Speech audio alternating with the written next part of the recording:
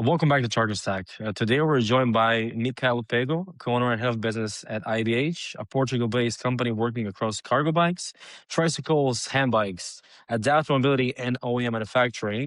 What makes IBH super interesting is that they sit in a very unusual spot. It is a part product company, it is a part custom manufacturer, part includes mobility specialist, and also a part OEM part.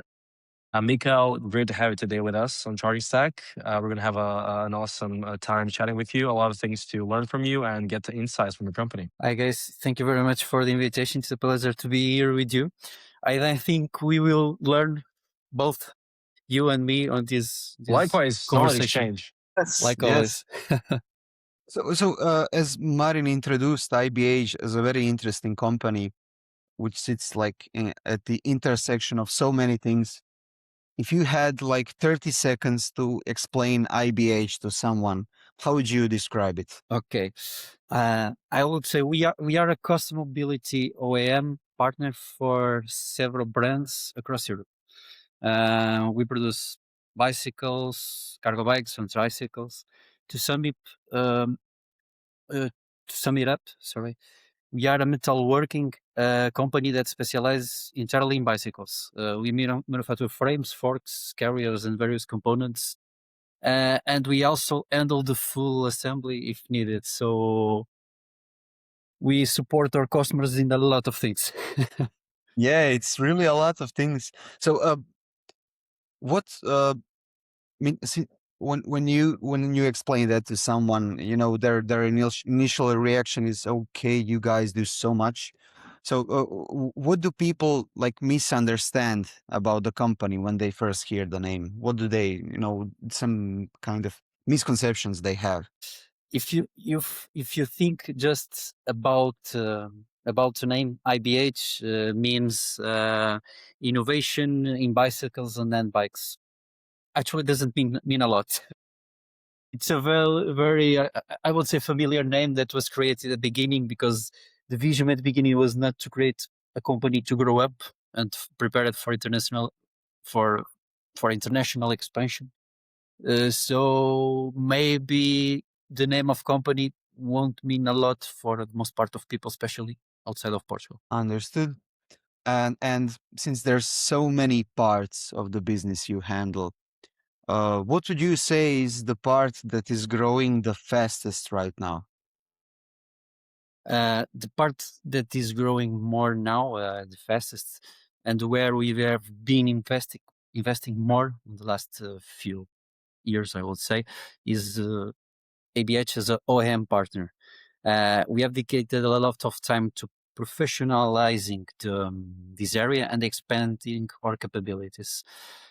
We are now step by step starting to rehab the rewards of all that hard work and effort, basically. Okay, so yeah, just as you told us, in the previous call we had, like, yeah, this is something you're kind of pushing right now, even though there's so many things to focus on. Yeah. Tell us a bit more That's right. how the company started. That would be interesting to hear how it all started. You kind of told us when we were talking off camera, but what did Celestino Pego originally build the company around, and how does it differ from how you're leading it right now? Okay. It's a very personal story, as you know. So IBH was founded by Celestine, that is my dad, actually. He had working in the metalworking and the two wheels industry since he was a kid, and was a partner in several companies in the sector. But when the two wheels industry faced a crisis in the early of 2000, 2001, 2003, so on, things got complicated. Staying involved in cycle events for a while, but eventually he decided to retire early. Originally, IBH was just to have an hobby during his retirement. He started IBH right in his home, in garage, and his vision was to build unique custom-made frames and forks from scratch. That was the initial idea of IBH.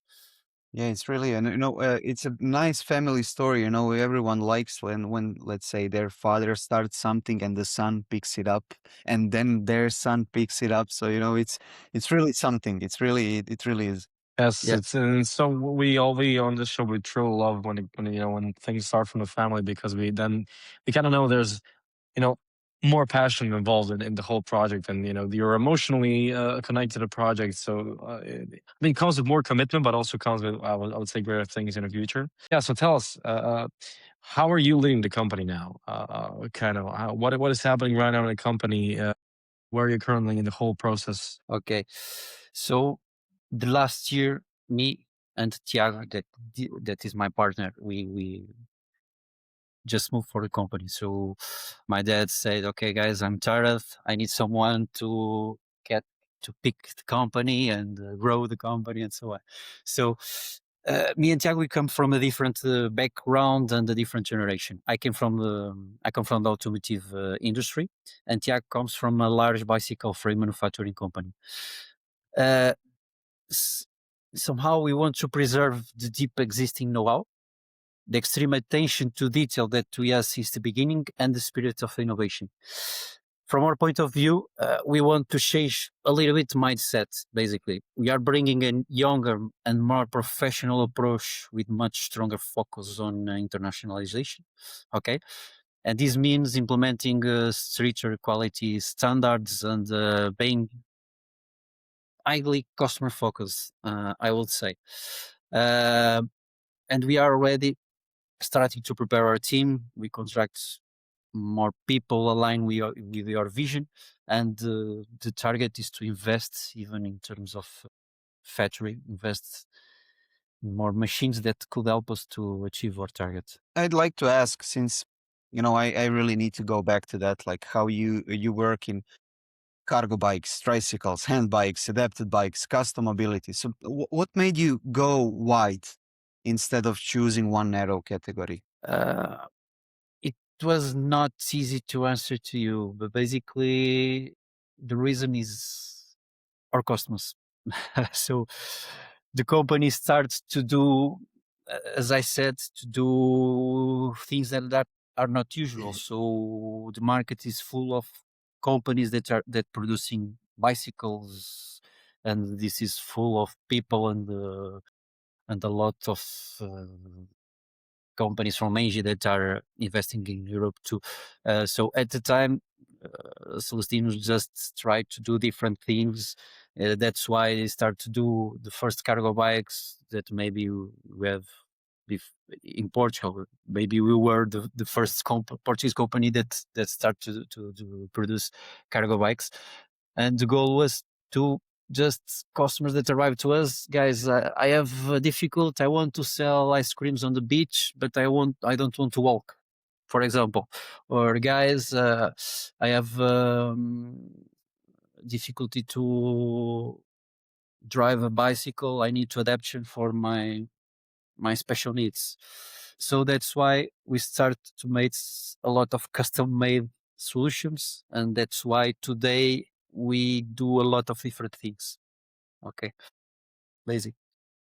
Yeah, so I mean that's a breadth of strategy actually came from real customers. Like it wasn't something you just made up and said, "Let's go with that."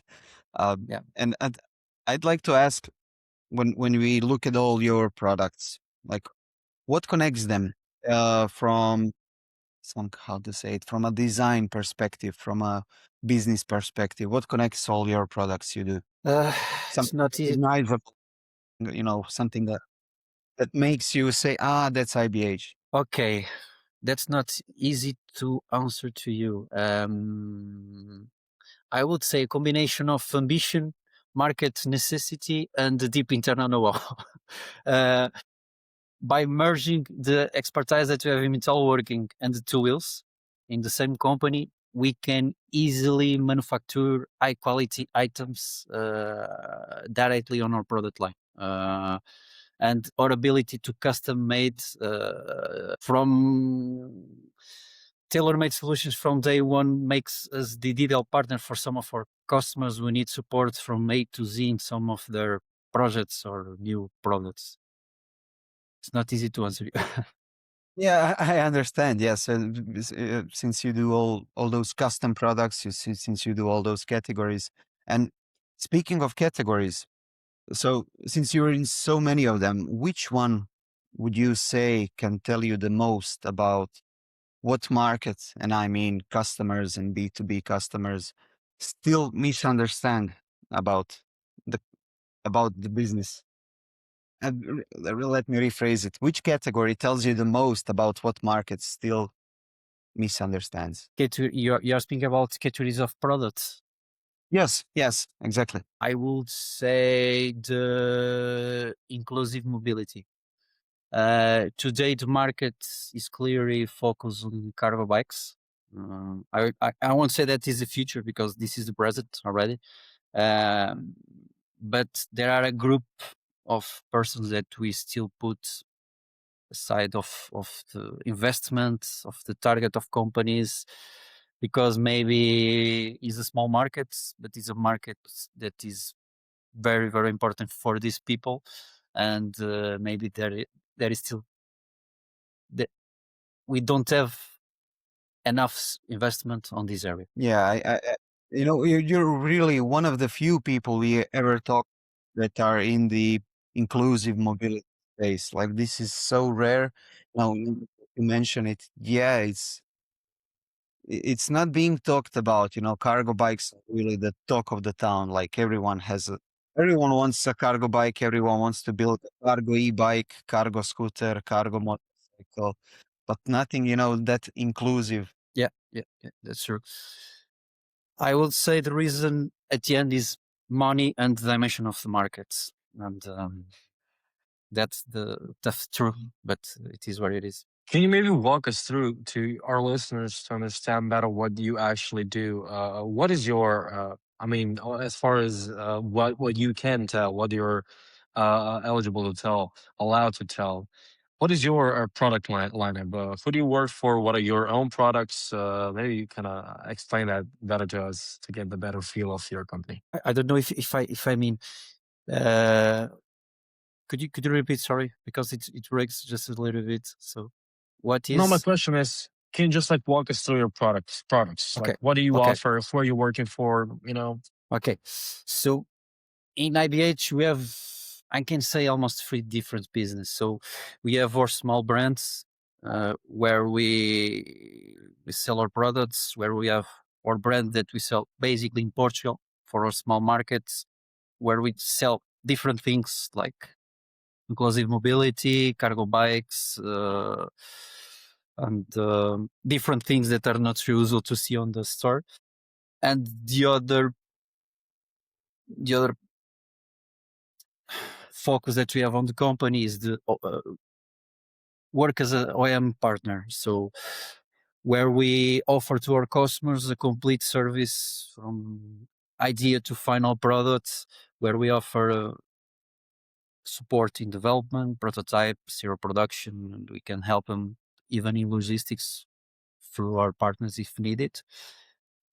And the other is the metallo-mechanic work. So as we are a metallo-mechanic, we can develop different metallo-mechanic working internally, even for support the bicycle industry if needed.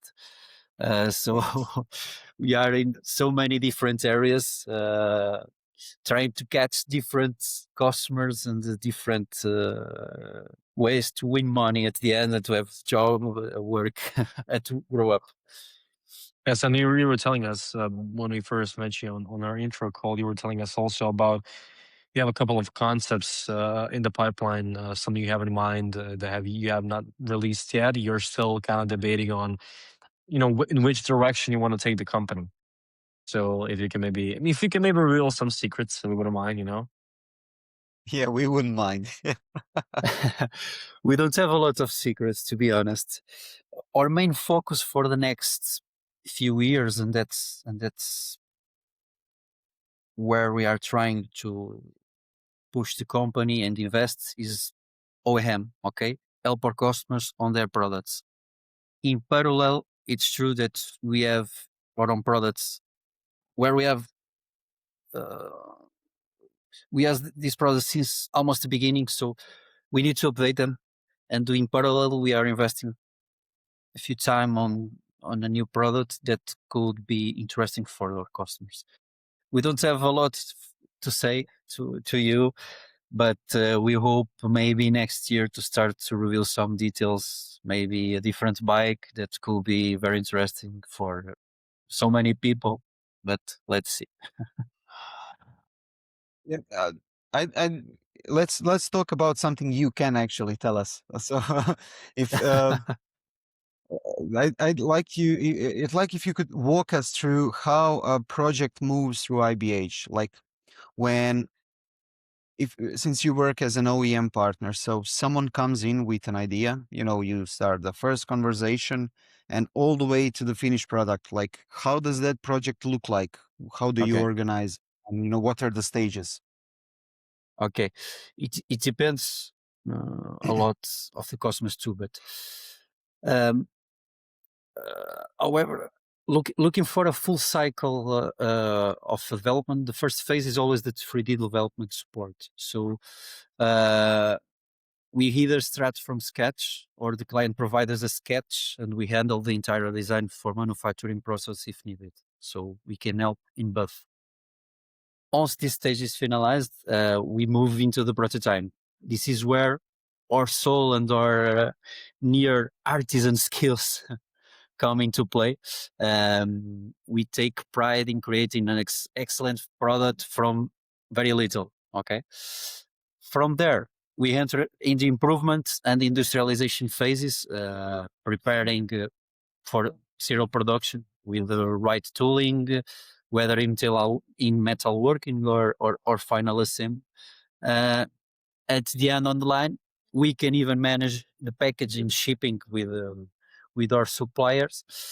So that's why we say that we are a A to Z company. Of course, it depends where are our customers, what are their needs, and we are a small company, so we can easily be flexible to support them in each phase, or just one, or whole phases.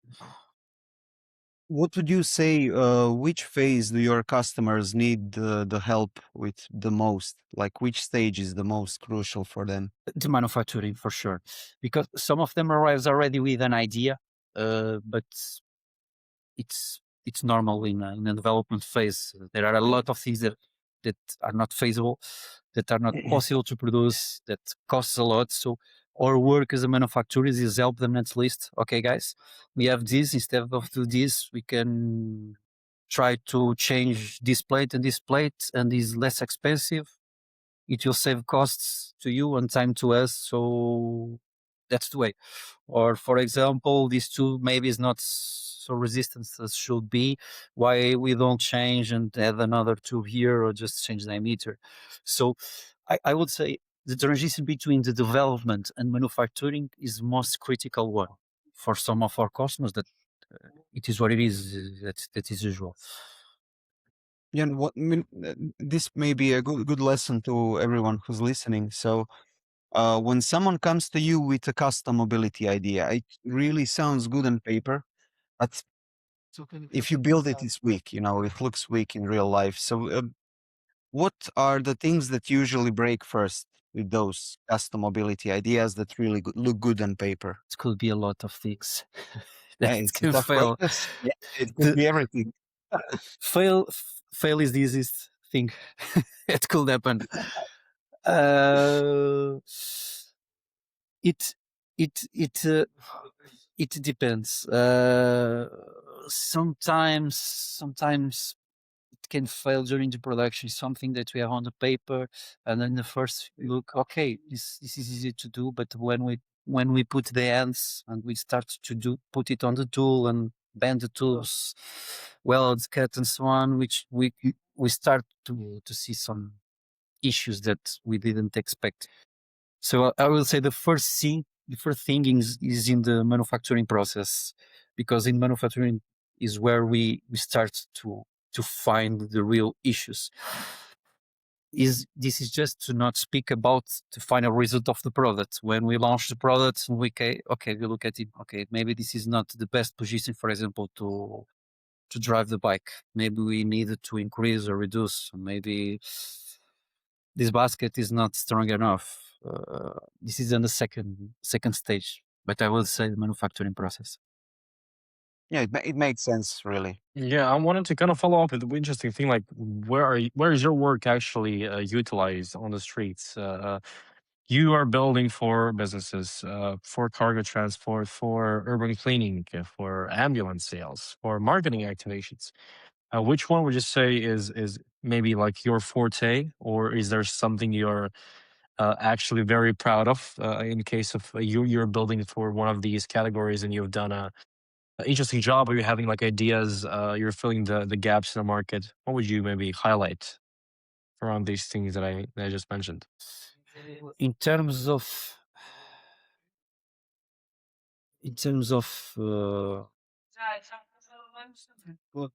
I would say cargo transport is more general.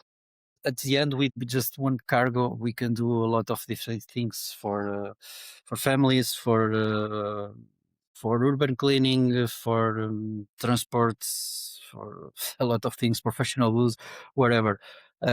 So cargo is the area where we see the highest demand and the greatest versatility, I will say, because high quality cargo bike can practically replace a car or a commercial van in many urban scenarios. So it's a massive urban ad and a natural transition in a world that increasingly focus on the ecological and environmental and sustainability, basically. So I will say cargo bikes as the thing that are more difficult to do, and where we have a lot of scenarios, a lot of things that can fail, a lot of different uses. So we must be aware of every detail. Yes, and I feel like there's a lot of competition, of course, especially in the cargo bike industry, because also not cargo bikes, we have on the show a lot of things that they're like in between the categories, but they're serving the purpose of a cargo bike or a cargo delivery vehicle of some sort. So it's you're not even competing just with bikes, but with multiple other solutions. Which so okay, we again talked about cargo bikes. That's the case that you're covering the most, very important for you. But what would you say the kind of whole market is still not served in a right amount? Where is the market lacking? What is missing in the market? A good product in which niche? In my point of view, as I said before, we think is vehicles that are prepared for people with difficulties to move. So the inclusive mobility today is the biggest issue that you have on the market. If you go to a fair, Germany, France, I don't know, you see bicycles for everything. That's crazy. They can do everything with bicycles, but we don't see a lot of investment, a lot of different things for people with difficulties to move. But this is not a question of investment of the companies. We believe that the infrastructure and the investment in terms of government of the countries is something that should be increased too, because if we don't have the right infrastructures to put a bike, let's speak about a bike on the streets, no one's will invest and no one will buy, and so if you don't have both things, the market won't increase. Yeah, it really does sound like a social issue, more than and yeah, the government's the one we can point at and say, hey, do Yeah, something like yeah, uh to talk about the OEM side of the company. okay, So you said one of your main goals is to grow as an OEM partner, and this is kind of the main direction you want to go in. So, speaking practically, what does that actually mean? What would that mean for IBH? What would change, and how would you do it? And yeah, okay. Yes, that's true. As we said, it means elevating our efficiency, speed, and professionalism to the next level. We want Wayne to function as a true expansion of our client's team. This involves having flexibility to handle the entire production cycle from A to Z, or if the client prefers, collaborating only on the manufacturing of different subcomponents. The ultimate goal is to be seen not just as a supplier, but highly reliable partners. We want brands to look at IBH with a certain certainty that regardless of any production challenge that arise, we will be there to solve them, and we will be with them always. So they can count on us, basically. So if we could say, what kind of customer should then come to IBH for OEM work? Do you have some kind of customer profile, some kind of companies that are going to come back, and the type of companies that contact you the most? Customers that does work for us at the end. No, I think our ideal client is one who values a relationship built on deep trust. We look for companies that demand high level professionalism without sacrificing close and personalized support. We aren't an impersonal factory on the other side of the world. We are partners. We want to never leave a client hanging, whatever the circumstances. So the rule, sorry, just the rule for us is just our clients' projects are basically our projects. So that's what you want. And recently, actually, we had one customer that spoke with us, guys. I'm work with you, and that's very, very good message that we receive. I choose you not because you are the less expensive, but because of kind of relationship that we are built together. So we treat our projects as if it's your own project. So we want this kind of partnership, and I think perfectly fits in our vision. Yeah, so you work as how to form as an extension of their team. So it's something like that. It's really nice to hear that. Like we in Europe, we really value that. Like we talked on our first call, like how we are much different to businesses in the US overseas. So where value is the number one thing that is at the pedestal, and for us it's relationships, because unlimited value can come out of a good relationship. So yeah, it's nice to hear that. Actually. And just to touch back on the entire process behind the OEM side of the company. So what is it that you can realistically provide across the process? So is it R&D, prototyping, manufacturing, assembly, logistics, or everything? Okay. Our absolute core business, where we get our hands dirty and where our expertise shines. So R&D, prototyping, manufacturing, and final assembly. This is where we maintain the control of the process. This is how IBH born.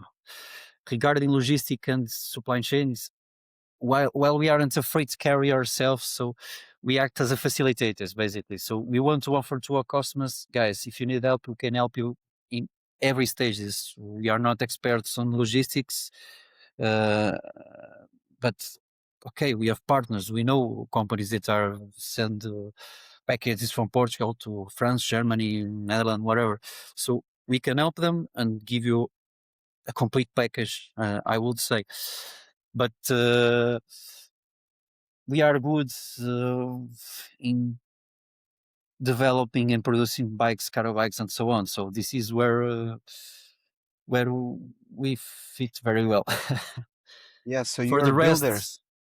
we are builders. Yes, is missing the word. We are builders, so we can help the customers in all phases, but we are builders, and yes, we have contacts. We know companies from different areas. We can easily pick components. We can find it. We can help from A to Z Yeah. at the end. And just to follow up on that, like it's since it started as a small specialist workshop, and now it's grown into something really big.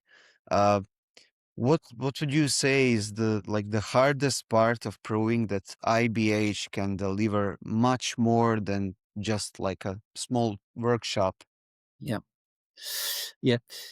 I think because this is how IBH born. So IBH born, some of our customers a few years ago thought IBH is just a prototype company. Okay. So, okay, I have a new product. I come to IBH and I know that we'll do a prototype because they have the capability to do it. It doesn't matter the kind of product that we are talking about. So this is the most difficult thing, because in the last few years we increased the quantity of people. Okay, we have been investing to grow up, to increase the quantities, and we have quantities now with some customers. And my vision and Tiago is to grow up more. So I think it's because IBH born as a prototype specialist, I would say. So that's why we still have some of small brands that come with us, asking to do small series, small budget, because they know that we are flexible. And if it goes for another companies, it's more harder to have a positive answer. They know that we'll do, okay, guys, let's do it. So I think that's why we still are visible as a small company that produce for small brands, and okay, they have their small market. But yes, we are investing and they are ready to grow up, and we have some customers that grow up with us, starts with small batches, and today we are producing 1,000 of units per year for them. So we have the capabilities. We just need maybe to achieve two big brands at the same time in parallel, step by Yeah, I step. mean, you just pretty much answered my final question I wanted to have. I wanted to ask you, what do you see? What do you think IBH needs to prove in the next 12 to 18 months? And you pretty much gave us the whole timeline of what IBH currently is, and where do you see it. But yeah, if you can maybe add, if you can think of maybe one more thing, one specific thing, where do you want to see your company in the next, let's say, 2 years? We could do, maybe we can even do by 2030. It's a bit longer period, but your dream, what is it, or something that's actually possible? Okay, I will split this answer on two. First, at a personal level, me and Tiago, we want to prove that the risk that we took was worth it. Okay, because we left a very comfortable, secure, well-established careers at major companies, because we believe deeply in the IVH potential, and because this is a family business, so we don't want it to die. From a business perspective, we want to prove for the European market that we are an OEM partner of absolute trust. We want to show that we can scale a production while maintaining our meticulous attention to detail, and that brands don't need to look outside of Europe to find manufacturing excellence. Maybe they will think, okay, I have a supplier in Asia that do this frame for 50 euros or whatever, or 100 euros. But I know that I have in Portugal a partner that is very close to me, that won't fail me, and they can do big quantities. Okay, maybe in a bigger price than Asia, but with a better quality. So we want to win the trust of our customers and the new so customers. you're playing on quality rather than quantity. Awesome. Yeah, that's always Yeah, a safe yeah. bet, it seems. Yeah, but that's also what we hear from people coming on our podcast, and what we like when they say, okay, yeah, our product is. We had a Wave yesterday on our podcast, the big American band. And they say, yes, we are more expensive, but there is an actual, post-purchase channels, everything. There's parts, there's the whole support. We were selling you a good product. We're not selling a disposable vehicle. We're actually, providing the whole aftercare and everything. So yeah, it makes sense to pay for something more if you actually believe that something that you bought will actually serve you well and will provide you with the value that it's Yeah, intended. yeah, that's true. And normally that's why small companies, it's more easy to catch the small companies, the small brands, because they want this proximity. They want to speak face to Hmm. face. They know that we will help with them. With big companies, they already have a product stabilized. They just think about price. Uh, Hmm. of course, sometimes we have a war, for example. Sometimes think, okay, maybe import things, everything from Asia. It's not a good idea. Maybe I have to find a solution on Europe. There are things that happen, and that's true. We are in Europe. It's easy to go a plane from Portugal to Germany or France or wherever. So we are so close, and we can maybe build more expensive things, but with more quality and Yeah. in an easier way. Yeah, We and hope. when you think We about believe. it, like, what happened just with all the trade that's stopped in Strait of Hormuz, like, this just proved how global trade is kind of fragile. Uh, what if I ordered like 100 frames from China and they're just stopped there and they're not gonna come for who knows how long, like, and I need someone from Europe who's like 200 kilometers away, 500 kilometers away. They're not 2,000 kilometers away. Like they don't, it doesn't need to come by a ship, by plane or something. Like, this is, how to say it, like something that I see that's being worked on, like that inter-European collaboration. And I think what you're saying here really proves that like people want that proximity. And I think that's something we can stand behind. We can go behind that. Yeah, we hope. And we are just here to help them when they need. So Yeah. if they think to change, we are here, and we are ready to work and help them.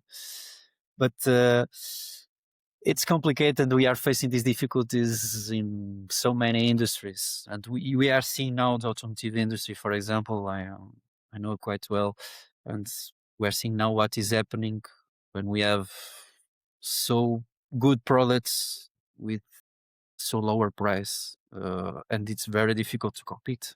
Yeah. So at the end, maybe will be a government decision to, I don't know, put some taxes, or even the decision from the final customer that think, okay, I want European products. I want to know where comes the tube, where comes the frame, where comes the wheels, wherever. Yeah, yeah, exactly. Like I want, you want it made in Europe. It kind of, gives it more confidence, in quality, in durability. When I mean, made in China isn't. It maybe just sounds bad, but it's not that really bad, as it was maybe 20, 30 years ago. But still, when I They have see made quality. in Germany, made in Spain, made in Portugal, like it gives me some confidence in any kind of finishing product, like in any kind of physical product. Um, and you know what? No, I'm looking at all the agenda we have prepared for today. Like we've kind of exhausted all our questions. I mean, we do have maybe just small short ones. I could ask if you could give me just like a really quick answer. We can make some quick bites out of it. Like, Okay. what's in your opinion, like the one type of customer you want more of? Anyone who gives plenty of work and large orders. Easy question. Okay, that's an honest answer. Okay, Sorry for so that. we are not afraid of more work. I love the attitude. Uh, um, I would ask, what's one product category with more upside than people think? EV dirty cargo trucks for B2B markets. Uh, Okay. Everyone focus on two wheels cargo bikes, but for the true last my logistics and replacing delivery vans, I think the extreme load capacity of 3 wheels will massive grow as Yes. potential. Yes, like tuk-tuks are really, something. Like we've met many founders who are already doing now these three-wheeler cargo bikes, EV cargo bikes, and it really does open a lot of space in the back. Like, it's not that at fault design when you have two wheels in front and one in back, but the opposite. Like, it really means a lot. Like, we tested one in Lyon from Eroy, a French company building electric cargo bikes. So that was an experience, to test drive it and see just how much cargo can fit into that. Like, it's insane. Uh, Another question, I think you can answer that really well. Like, what's one part of manufacturing that people and companies underestimate? Okay, I have to speak. In our opinion, is metalworking and engineering. So often forget that the greatest costs, pressures, these overheads, and the true demands for quality is always from the manufacturer. So ensuring that the welds and frames, batch after batch, day after day, are okay and according to expectations is very difficult. So yes, we receive a lot of pressure from our customers. That is what it is. Okay. This is something, people need to hear before they go. I think we've gone through everything. I don't know what to say except thank you really for joining us, having this Thank you, guys. 45-minute conversation with us. Once more, thank you for joining us. Age, it really is a strong reminder that it's not about, mobility is not just about headline EV categories. It's a lot about smaller vehicles, adapted solutions, practical products, all built around real daily needs. This has been another episode from Charging Stack. Thank you for listening and stay tuned for the next episode.